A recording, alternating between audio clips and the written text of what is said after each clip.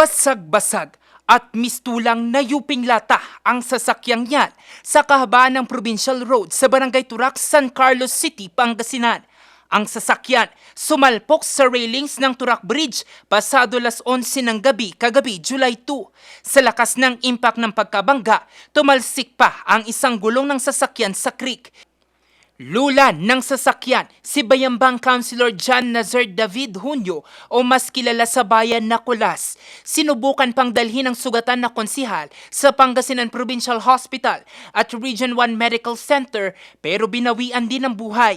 Sa investigasyon ng San Carlos City Police Office, sinabi nilang papauwi na sa Bayambang ang konsihal nang mangyari ang insidente. Itinuturing nila ang kaso bilang self-accident. May witness po tayo, yung may-ari po nung bahay. Before yung pinangyarihan po ng aksidente, may tao po doon na nakakita na yung sasakyan sir is nag-swerve. Nag-conduct din po tayo ng review ng mga CCTV sir. Makikita po natin na maluwang po yung kalsada. Hindi lang po natin nakita is yung sa site kung saan po na-disgrasya. Wala po tayong CCTV po doon. Bumuhos naman ang pakikiramay sa pamilya ng namayapang konsihal. Sa Facebook post ni Bayambang Mayor Nina Jose Quiambao, sinabi nitong ang namayapang konsihal ay tunay na kaibigan at may busilak na puso para sa mga kababayan. Hinding-hindi raw kakalimutan ng Bayambang ang kanyang sigla, dedikasyon at tapat na paglilingkod.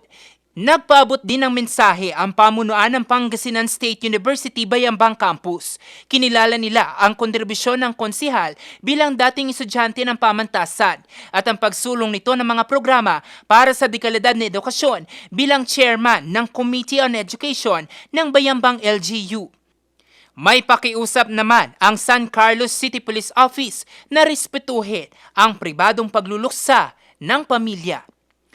Jose Robert Inventor, RNG News.